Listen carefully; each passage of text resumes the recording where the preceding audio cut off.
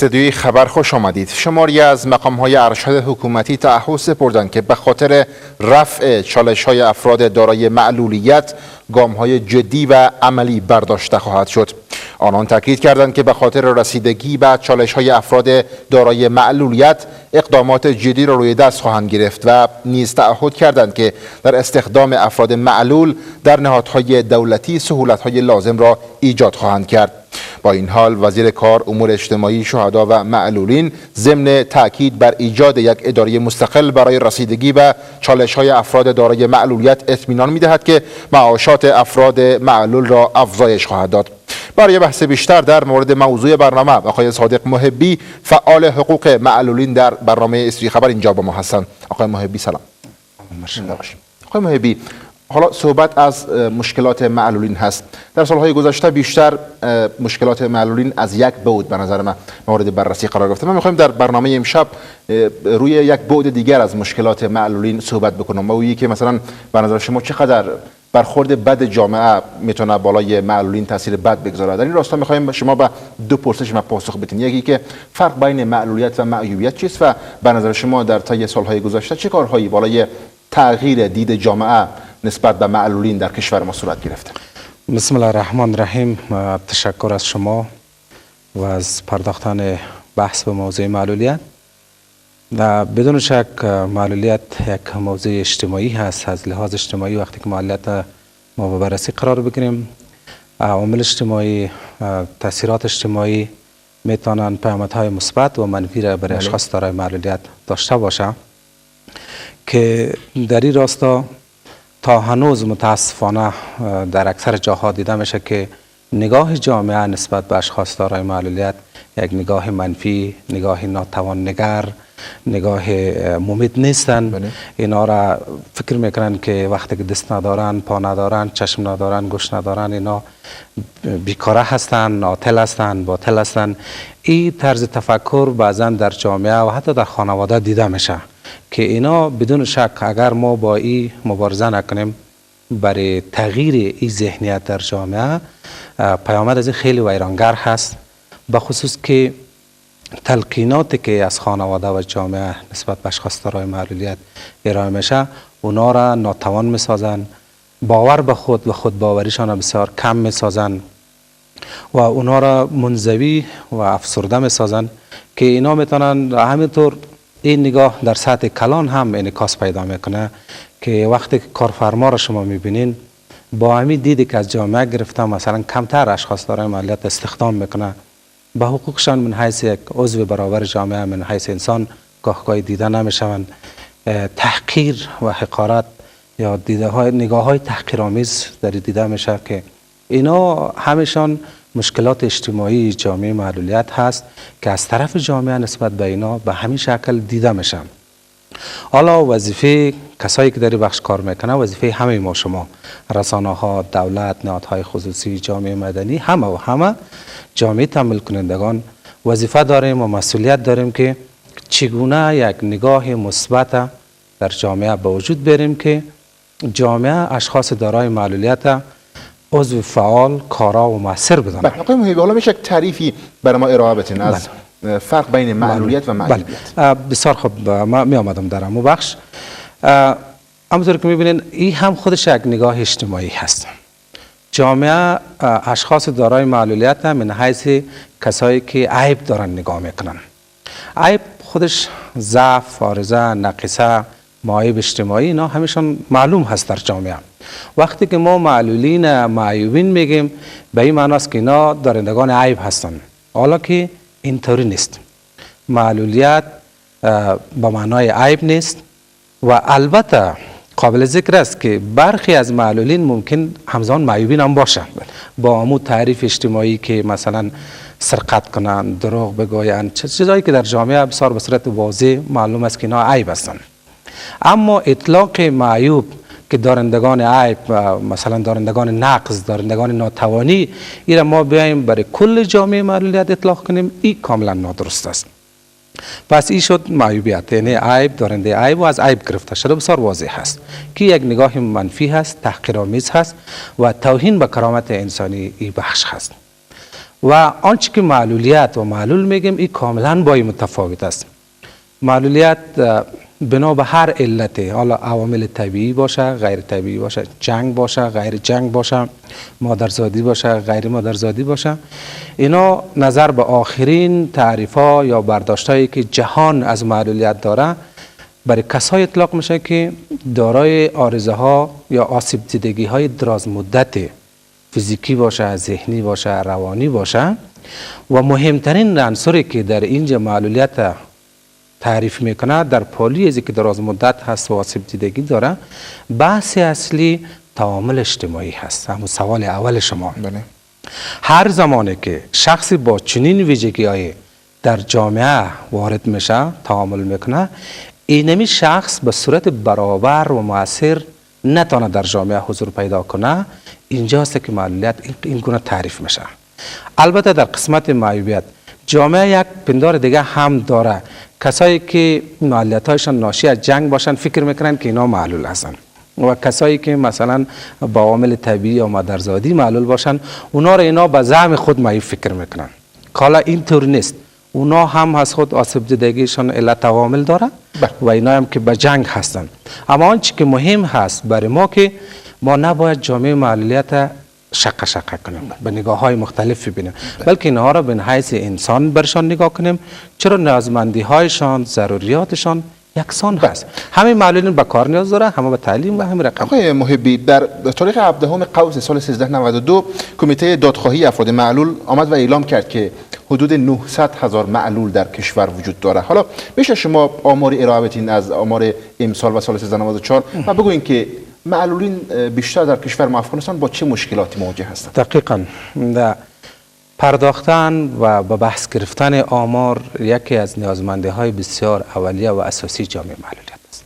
ما هر اندازه که آمار دقیق، آمار بروز شده و آمار فراگیر داشته باشیم، او ما را کمک میکنند در برنامه ریزی، در پلانگذاری، در تطبیق، در نظارت، در دادخواهی که ما باید او رو داشته باشیم. اما با تاسف هنوز ما یک آمار بروز شده که همه فراگیر باشه، جامع باشه و همه جنسیت ها را دو نشان بده، نیازمندی ها را نشان بده، موقعیت های جغرافیایی را نشان بده، متاسفانه اوتر یک چیز نداریم.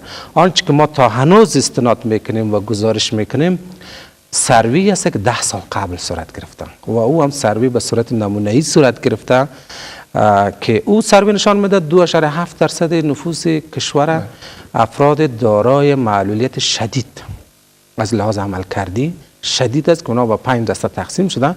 او نشان میده که او تخمینا بین حدود 800 الی 900 هزار که میگین برمی تعداد چقدرشون اطفال تشکیل میدن؟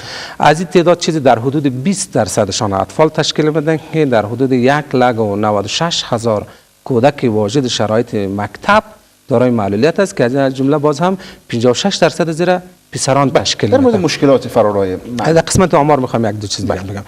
امروز آمار معلولیت متاسفانه نظر به عوامل جنگی، نظر به انفجاراتی که صورت میگیره، نظر به استفاده بسیار زیاد ماین‌های کنار جاده‌ای، ما متاسفانه یک آمار بسیار سرسام‌آور ازدیاد میبینیم که مثلا پارسال کمپاین بین‌المللی مبارزه علیه ماین گزارش شد که 23% تلفات ملکی افزایش یافته و همین رقم شما در اواخر گزارش یا نامه را دیدین که چیزی در حدود 37% اعلان کردن که نسبت به سال پار افزایش تلفات نشان میده.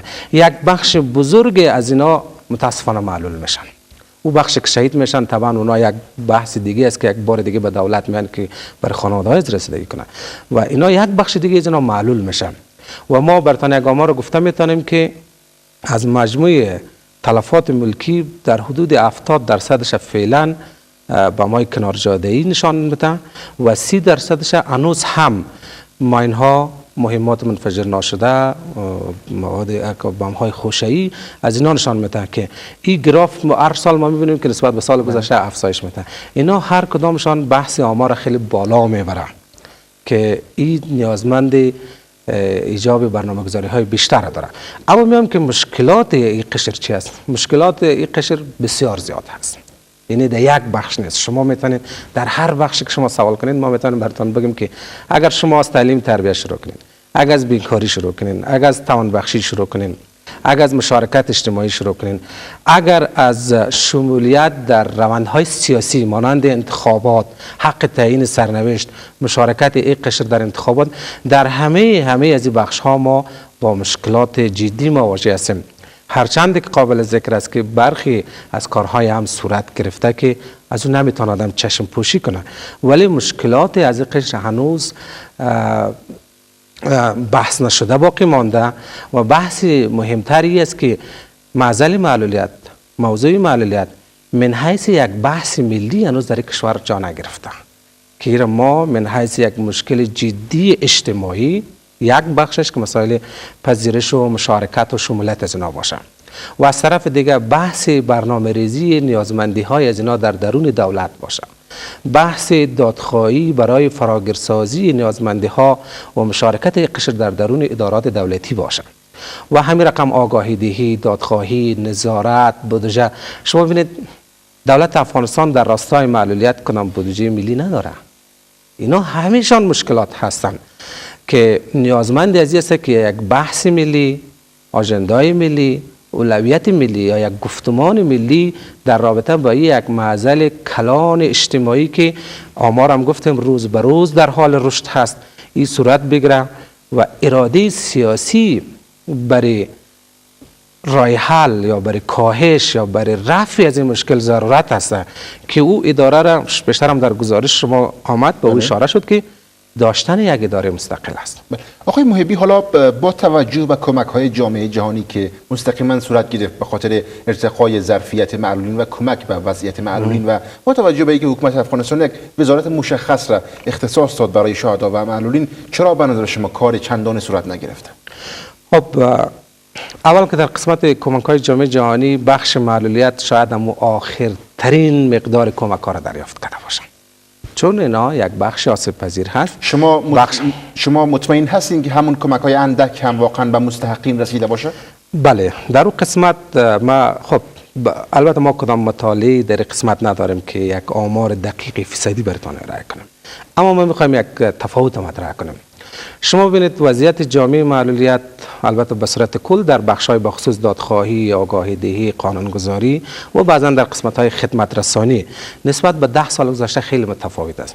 همین واژه معلولیت و معیوبیت شما امروز می‌بینید که کمتر مثلا رسانه‌ها کمتر استفاده میشه. همین رقم شما می‌بینید ما در بعد قانونگذاری قوانین داریم، به کنوانسیون‌ها الحاق کردیم و مؤسساتی که کمک‌های جامعه جهانی را دریافت کرده، چه مؤسسات ملی، چه مؤسسات بین المللی و بعضا دولت، شما ببینید هر معلولی که امروز یک چگست داره، یک پا داره، این برگرفته از همون کمک‌ها هست. اما تنها معلولین در پایتخت کشور و بعضی ولایت‌های کلان کشور نیستند. در بعضی ولایت‌های دوردست معلولین یعنی شکایت دارند که حتی اندک کمکی هم به آنها صورت نگرفته. بله، شکایت معلولین در قسمت‌های زیاد صحیح است، به خاطر از اینکه آنچه که توقع می‌رفت، آنچه که نیازمندی‌های از اینها با او گونه صورت نگرفته. بدون شک مشکلات ما در دهات و در مناطق روستایی و دوردست به مراتب بیشتر از شهرها هست. در شهرها به دلایل از اینکه امنیت هست و بعضا دونرها تمایل پیدا میکنن که قسمت‌ها را تمویل کنن، بله در این قسمت مشکل کمتر هست، ولی هنوز مشکل در جای خود هست. اما در دهات بدون شک مشکلات بیش از حد هست. مشکلات خانوادگی که اول از زموج شروع میشه که عضو خانواده خود اجازه نمیتن که بیرون برن که معلولیت دارن به خاطر ننگ و آر اجتماعی و رقم خدمات نیست، آگاهی دهی کمتر است، دادخواهی کمتر است، مسئولین محلی نسبت به معلولیت کمتر احساس مسئولیت میکنه و دونرها هم به دلایل مختلف در اونجا زیاد علاقمند نیست، ولی هنوز هم در بعض ولایات هست تحت پوشش قرار میتن، خدمات عرضه میشن. خدماتی که از جانب تمویل کنندگان به مؤسسات بخش معلولیت میان و قسمت قناعت بخش هست، به خاطر که شما هر معلولی را که امروز اگر میبینید که یک مقدار موفقیت داره یا تحصیل کرده یا کار داره، بدون شک حمایت یک از این مؤسسات پشت سرش بوده. اما او معلولینی که حتی در قسمت تهیه نان شب خود عاجز ماندن، وضعیت اونها چگونه میشه؟ وضعیت از اونها متاسفانه وخیم هست، وضعیت از اونها بی‌توجهی شده در قسمت از اونها و دولت به سطح کافی نتونسته که به همه از اونها برسه در بعض شهرها یک مقدار شده، در بعض ساحات شده. مثلا باستانی رو ما یک مثال دادیم، ممکن هر معلولی که نیاز به چگس داشته باشه میتونن دسترسی داشته. چون وقت ما کم هست آقای محبی، بر ما بگوین که در قانون اساسی کشور چه امتیازاتی برای معلولین در نظر گرفته؟ در قانون اساسی افغانستان در ماده 53 دولت در دو بخش مکلفیتش مشخص شده، یکی در فراهمسازی مساعدت‌های مالی و دوم در فراهم کردن زمینه‌های مشارکت مؤثر آنان در جامعه. اما یک مشکل در خود قانون اساسی هم در رابطه با معلولیت هست که میشه اینجا از مشکلات اساسی بزنیم، به خاطر که همه قوانین بر مبنای از ساخته میشن. او مشکلی است که در قانون اساسی ما هنوز هم یک رویکرد خیراتگونه به معلولین نگاه شده. مثلا فراهم کردن مساعدت، چرا فراهم کردن زمینه و فرصت نیست؟ برای از اینا سهولت ها فراهم شه، برای از اینا زمینه فراهم شه، برای از اینا پول نتن، برای از اینا زمینه کار فراهم کنین، برای از اینا زمینه مشارکتشان فراهم کنین. که این در اصل از همون دو نگاه ترحمی و حقوقی، متاسفانه این نگاه یک نگاه خیراتگونه است. وقتی که به کس خیرات میده از همینجا معلوم است که اونا تحقیر شده هستن، حقیر هستن، عضو برابر نیستن. بله که معلولین مشکلات اجتماعی دارن، مشارکت برابر ندارن، اما به این معنا نیست که اونا دارندگان حق نیست. اونا اول از همه شهروند از کشور هست، انسان هستند، دارای حقوق برابر و مساوی هست که یک دولت مسئول و یک دولت کارا همه نمی حقوق از اول از همه کرده برای اقشار آسیب پذیر باید فراهم کنند. که این نگاه متاسفانه در قانون اساسی ما بسیار ضعیف برخورد شده، فقط در اون یک سهمگیری در فعال در جامعه در اونجا یک مقدار قابل وقت کم هست. چقدر قسمت آموزش‌های حرفه‌ای برای معلولین کار صورت گرفته؟ در قسمت آموزش‌های حرفه‌ای هم کارهای زیاد صورت گرفته، به خصوص مؤسسات زیاد کار کرده و بخش وزارت کار، بخش انکشاف مهارت‌ها هم نظر به قانون باید 3 الی 5% مستفیدین آموزش‌های حرفه‌ایش باید معلولین تشکیل بده. که اما متاسفانه ما هنوز کدام آمار و ارقام وجود نداره که واقعا همین تطبیق شد، نظارت صورت نگرفته. اما مؤسسات با همون بودجه محدود خود، مثلا یکی 100 تا معلول تانست آموزش حرفه بده، یکی 20 تا، یکی 200 تا، که مثلا کلانترینش شما اگه کمیته سویدن و صلیب سرخ قرار بدین، ممکن اینا در سطح چند هزار نفر قرار تحت پوشش قرار داده باشه. اما وقتی که ما میخوایم از کاریابی صحبت کنیم، قبل از کاریابی باید ما برای آماده کردن از برای کار هست که او آموزش حرفه و مهارت مبتنی بر نیاز و ضرورت و علاقه زو باشه، که قابل دسترس باشه و فراگیر باشه و بازار کار داشته باشه. که در اینی مطالعاتی که چگونه یک حرفه بازاریاب و کاریاب برشان پیدا کنیم، در قسمت ها کارهای زیادی نشده. تشکر آقای صادق محبی، فعال حقوق معلولین که دعوت ما را پذیرفتید. تشکر شما.